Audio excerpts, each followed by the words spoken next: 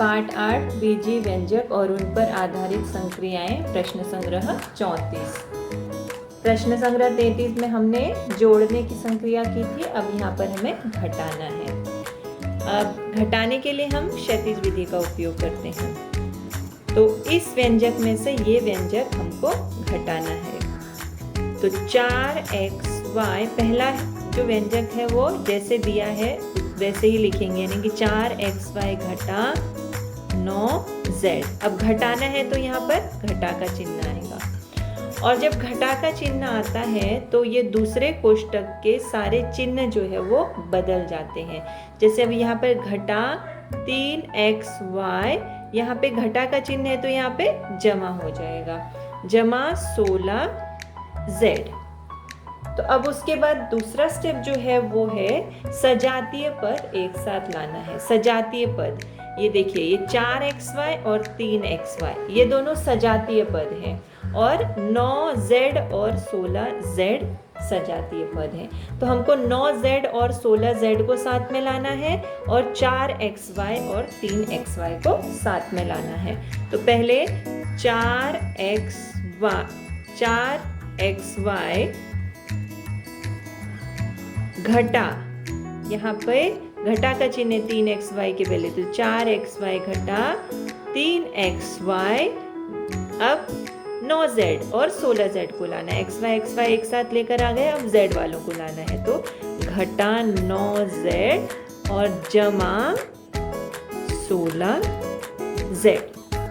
अब xy एक साथ आ गए और z साथ में आ गए। तो हम इनके साथ जो भी संक्रिया है यहाँ पर दी गई है वो करेंगे। अब 4xy घटा 3xy, यानी कि 4 में से 3 गए तो कितना बचता है? 1 बचता है। तो हम इसको xy या 1xy इस तरह लिख सकते हैं। अब यहाँ घटा 9z जमा 16z।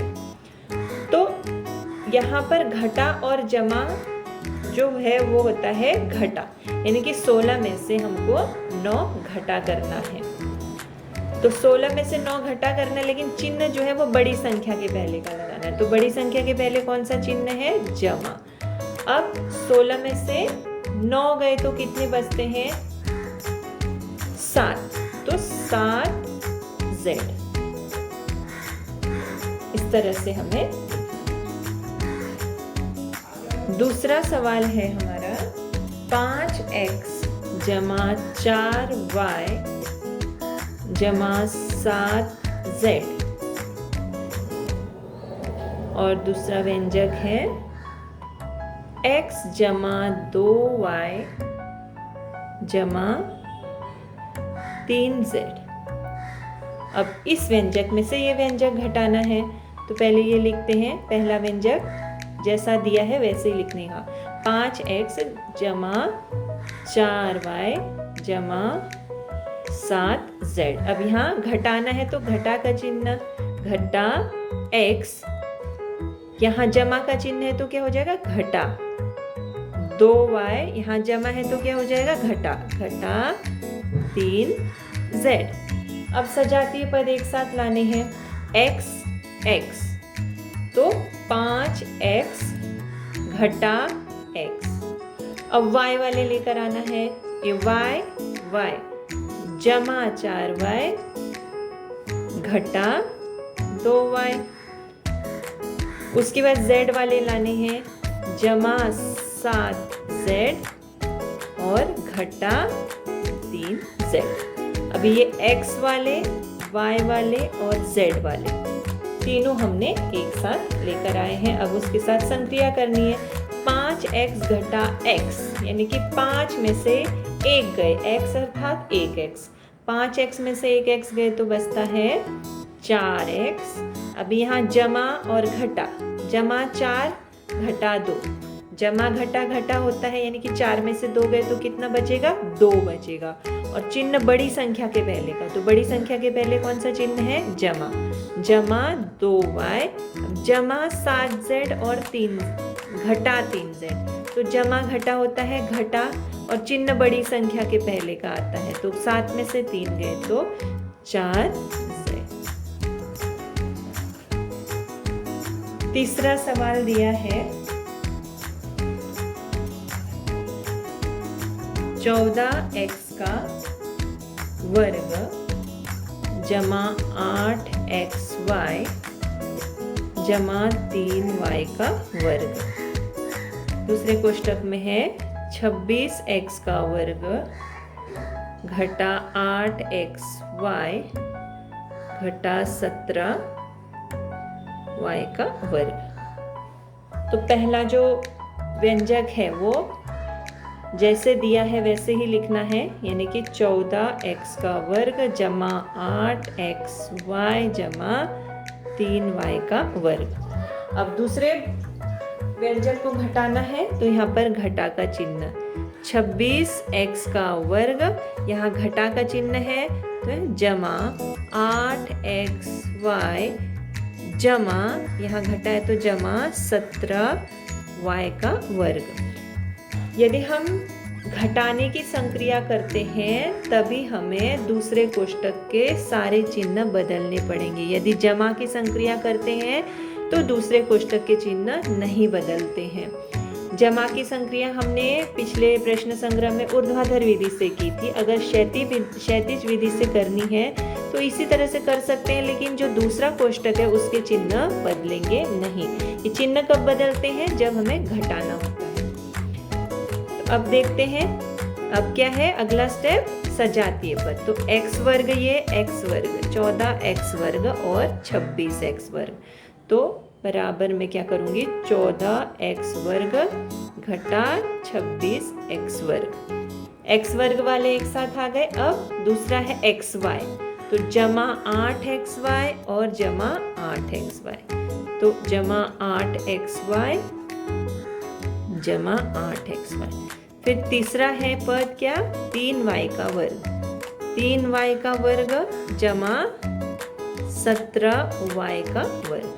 अब x वर्ग वाले साथ में आए, xy वाले साथ में आए और y वर्ग वाले साथ में आए। अब क्या करना है, इनके बीच में संक्रिया करनी है हमें।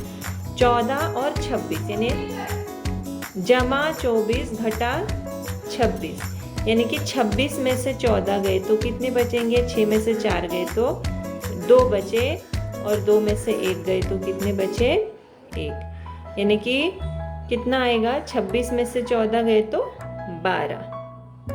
और चिन्ह किसका आएगा, घटा, क्योंकि यहाँ बड़ी संख्या के पहले कौन सा चिन्ह है, घटा का चिन्ह, और जमा घटा घटा होता है, यानी कि 26 में से 14 गए तो 12x का वर्ग घटा 12x का वर्ग। और यहाँ भी जमा है, यहाँ भी जमा है, तो चिन्ह भी जमा का ही आएगा और इनके बीच में जो संक्रिया है वो भी जमा ही होगी, यानी 8 और 8 कितने, 16xy।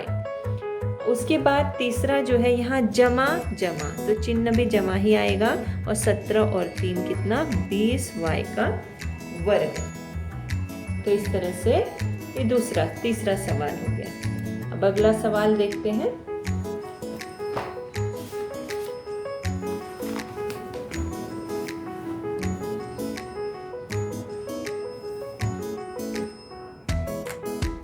चौथा सवाल है,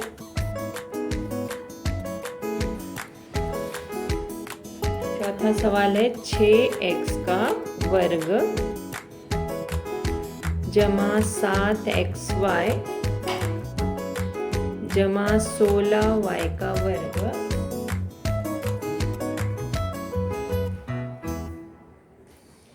और दूसरे कोष्टक में है 16x का वर्ग घटा 17xy। तो इसको हम घटाते हैं। पहला कोष्टक इसी तरह से लिखना है, यानी कि 6x का वर्ग जमा 7xy जमा 16y का वर्ग। अब घटाना है तो यहाँ पर घटा 16x का वर्ग और यहाँ घटा का चिन्ह है तो जमा 17xy। तो अब उसके बाद दूसरा स्टेप है सजातीय पद। यहाँ 6x का वर्ग और 16x का वर्ग एक साथ लाना है, तो 6x का वर्ग घटा 16x का वर्ग, उसके बाद जमा ये वाला, उसके बाद जमा 7xy और जमा 17xy, जमा 7xy और जमा 17xy। तो x वर्ग xy सजातीय पद एक साथ आ गए। अब क्या करना है, यहाँ जमा 6 और घटा 16। ये जमा घटा घटा होता है, यानी कि 16 में से 6 गए तो कितने बचे 10। और चिन्ह घटा का यानी बड़ी संख्या के पहले का, बड़ी संख्या यहाँ पर कौन सी है 16। 16 के पहले कौन सा चिन्ह है घटा, तो 10x का वर्ग, घटा 10x का वर्ग। अब यहाँ जमा 7xy जमा 17xy, तो 17 और 7 कितना होता है 24। अब जमा जमा का चिन्ह भी जमा ही आएगा और 17 और 7 होता है 24xy। तो इस तरह से ये हो गया हमारा। और यहाँ पर ये 16y वर्ग भी है यहाँ पर, तो 16y वर्ग की जोड़ी भले ही नहीं है तो हम 16y वर्ग ऐसे ही लिखेंगे। पांचवा है 4x जमा 16z और दूसरे कोष्टक में है 19y घटा 14z जमा 16x। तो पहला कोष्टक 4x का वर्ग 4x जमा 16z घटा 19y घटा का चिन्ह जमा 14z और जमा का चिन्ह घटा 16x।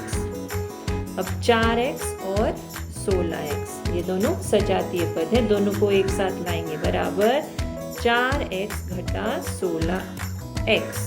उसके बाद z 16z और 14z जमा 16z जमा 14z।